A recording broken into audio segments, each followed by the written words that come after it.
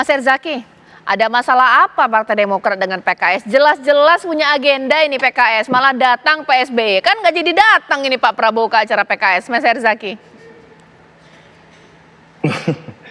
Pak SBY ini kan diundang ya, gitu. Ya, justru menurut kami apa yang terjadi kemarin itu pertemuan dua tokoh bangsa ini merupakan contoh komunikasi politik yang sangat baik. Bagaimana Pak SBY ini kan senior, ya. Lalu kemudian Pak SBY ini kan sudah menjabat sebagai presiden selama 2 periode.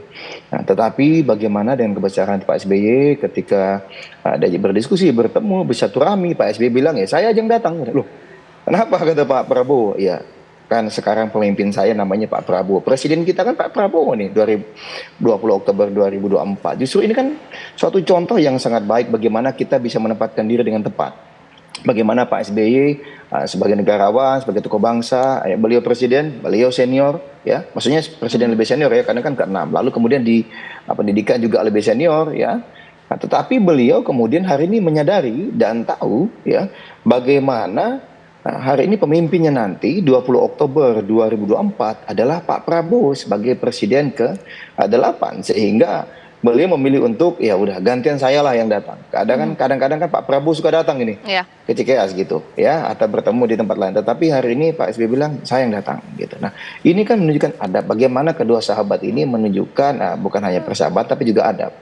Tahu diri lah gitu ya, maksudnya mungkin seseorang dulu junior kita, dulu siapa waktu kita memimpin, tetapi hari ini kita mesti menghormati, hari ini pemimpinnya adalah Pak Prabowo untuk 20 Oktober 2024 sampai dengan 2029. Ya tentu kalau misalnya agenda dengan teman-teman PKS, ya itu pengaturannya di Pak Prabowo dan teman-teman PKS. Kami juga kurang memahami dan mengetahui mengenai hal itu. Yang pasti konteksnya Pak Prabowo ngajak bertemu, ada beberapa hal yang ingin beliau diskusikan, ya Pak SBY bilang pas waktu yang bisa bertemu adalah ini ya momennya pas ya beliau datang dan hadir begitu. Oke. Bang Bestari Barus, ini gencar juga ya Pak SBY bertemu dengan Pak Prabowo ya. Sementara Pak Surya Paloh ini juga sudah 3 kali bertemu dengan Pak Prabowo, tapi belum juga bisa dipastikan dapat menteri ya, begitu kah? Lah, masa pertemuan 2 tokoh urusannya cuma menteri aja, macam nggak ada urusan lain yang lebih penting. Pastilah ada urusan lain yang lebih penting daripada sekedar urusan menteri lah inilah. Bagi yang memang urusannya itu belum selesai, silakan aja. Nasdem dengan Pak Prabowo sudah selesai, gitu loh. Artinya kita menyerahkan semuanya kepada Pak Prabowo, dan kalaupun misalnya kita sebagai orang yang diajak bersama kemudian nggak dapat pun, belakang-belakang aja pikir itu, nggak usah. Kita ingin memberikan pembelajaran politik kepada masyarakat. Bergabung bukan berarti cawe-cawe. Saya kira itu. Oke. Nah, Bang Mardhani, yang ketemu berkali-kali. Saya tangan dulu dong, keren. Positif ya, formalitasnya begitu. Tapi nggak tahu di balik layar ya. Yang bertemu sering aja belum tentu dapat kursi menteri. Apalagi yang belum bertemu ini, bagaimana Bang Mardhani? Tapi sekurang-kurangnya Bung Mardhani telah memberikan isyarat tadi ya. Iya. 2 gitu ya tadi bagaimana? Bang Mardhani. Ya. Ya lagi-lagi yang pertama semua akan indah pada waktunya. Man sobaro zafiro, siapa sabar dia akan menang. Dan saya setuju sama Zaki. Pak SBY ketemu Pak Prabowo tuh message-nya bagus sekali. 2 pemimpin bangsa, yang satu punya pengalaman, yang satu punya perjuangan dan akan menjabat, monggo, bagus. Buat PKS, yang penting rukun dan harmonis kita saja belum tentu mampu compete dengan teman-teman yang lain. Saya lagi baca bukunya Lee Kuan Yew ya. Lee Kuan Yew itu the man with the big ideas itu betul-betul mikirin gimana nih Singapura, the red dot, kita jauh lebih gede, jauh lebih besar. Ya, 280 juta pulau. Caca bilang kok begini, emang bener begini Cak, berat gitu loh. Nah kalau mau kompetisi aja boleh, tapi how low can you go, kita berantem terus, demokrasi terus, tapi pendapatan kita mentok, akhirnya perut, akhirnya demokrasinya jadi prosedural, nggak substansial. Kita pengen ayo, angkatan kerja kita naik. universitas kita betul-betul mampu untuk membuat inovasi. Ya. Makin banyak orang kayak produk kayak Samsung Spill kita lagi punya berarti segala ya. macam, dan itu Jatah kumpul menterinya. semuanya juga belum tentu sukses gitu loh. Gitu. Oke. Nah, Nah, sehingga yang dibilang teman-teman benar.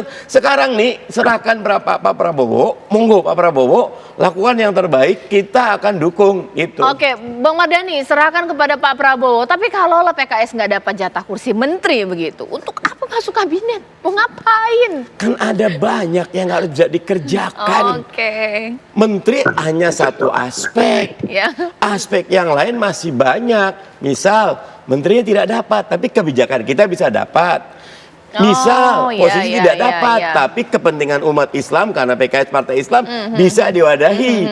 Misal, urusan haji yang masih problem, kita masuk, bisa kita bereskan.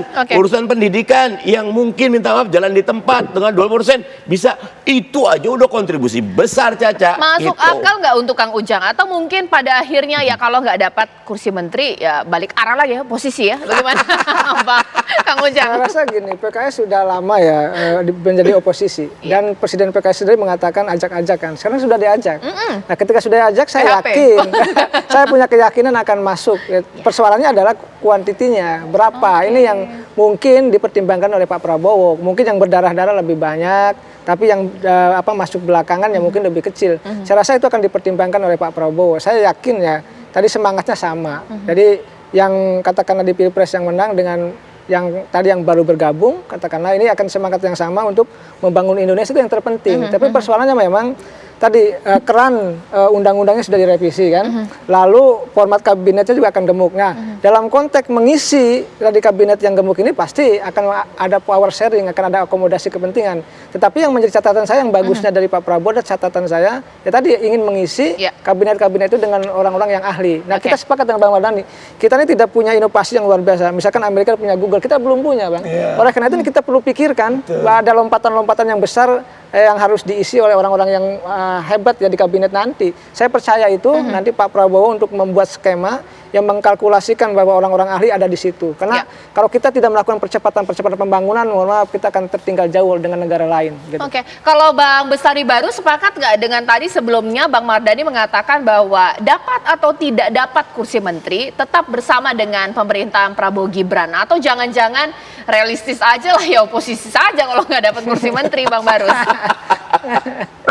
Saya kira begini ya, sikap satu institusi itu haruslah dia firm gitu. Kalau dari awal sudah mengatakan gabung itu artinya mendukung pemerintahan yang baru yang terpilih, ya dukunglah. Dapat atau nggak dapat itu sebetulnya bukan sesuatu yang luar biasa yang harus dibahas gitu.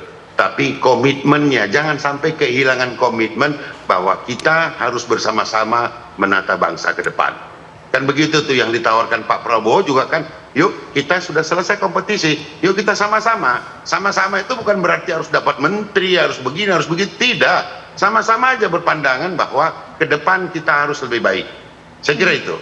Oke, Mas Herzaki, ada yang bisa ditambahkan tidak bahwa partai politik ini tidak pragmatis, atau mungkin mereka akan bersikap realistis juga kalau tidak dapat kursi menteri, baik PKS dan juga Nasdem, bisa jadi berkurang nih partai politik yang mendukung pemerintahan Prabowo Gibran?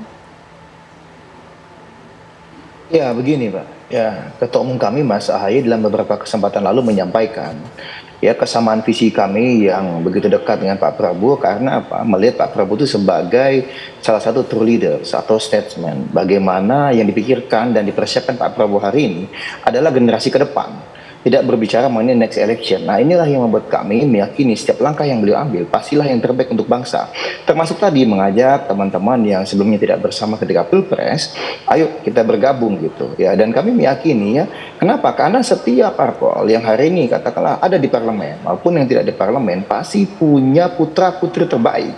Ya, hari ini kita punya nih Pak, banyak sekali menurut kami dari berbagai partai yang profesional, yang punya rekam jejak yang luar biasa, yang punya integritas, loyalitas dan kami meyakini juga punya loyalitas ke depannya dalam 5 tahun ke depan untuk sama-sama membangun bangsa ini. Kita bicara mengenai gizi buruk, ada nutrisi ya, perbaikan nutrisi dari makan bergizi baik yang sedang dan akan diproses untuk diperjuangkan sama 5 tahun ke depan. Lalu berbicara mengenai pendidikan, ini kan investasi yang dalam 5 tahun tidak akan langsung kelihatan hasilnya gitu. Ini butuh katakanlah 5, 10, 20 tahun ke depan baru kelihatan, baru bisa direguk hasilnya. Tetapi kalau tidak dimulai, ya nggak akan bisa terjadi. Tapi itulah luar biasanya Pak Prabowo hari ini, bagaimana beliau berpikir mengenai generasi mendatang. Bagaimana kita mempersiapkan generasi mendatang ini sepaham sejalan dengan apa Mas AHY, Ketua Umum kami Demokrat, komitmennya. Kader-kader Demokrat Pak di seluruh Indonesia sudah punya komitmen bersama dengan Ketua Umum. Dimanapun kami mendapatkan tugas dan tanggung jawab, kami akan amankan dan kawal betul pemerintahan ini. Jadi tidak mesti tadi sama kayak Bang Bestari, sama kayak Pak Mardhani, bahwa harus di kabinet berapa atau apa, enggak, banyak Pak. Ya, banyak hal yang bisa kita lakukan bersama dalam konteks kebijakan tadi, dalam konteks aspirasi konstituen, simpatisan. Nah, itu kan bisa, dan yang paling penting gagasan-gagasan besar tadi untuk mempersiapkan generasi penerus kita. Ingat Mbak, kita ada middle income trap ya, menjadi isu hari ini. Lalu kemudian kita juga ada yang namanya SDGs 2030, ada Sustainable Development Goals yang ingin kita capai 2030 sehingga 2024 sampai 2029 ini kan menjadi penghantar yang sangat penting, momentum yang sangat penting. Dan kita punya Indonesia Emas 2045 yang ingin kita capai juga. Gitu. Pemirsa, ini mungkin pikiran saya saja ya, nanti kita akan bahas. PKS dan Nasdem mungkin tidak mengapa kalau masing-masing dari partai politik ini tidak mendapatkan kursi menteri. Kan yang penting usaha. Tapi bagaimana jika bahwa kursi menteri justru diberikan oleh partai politik yang tidak terlalu berusaha? PDIP mungkin sesaat lagi di Apa Kabar Indonesia Malam. Apa tanggapan mereka?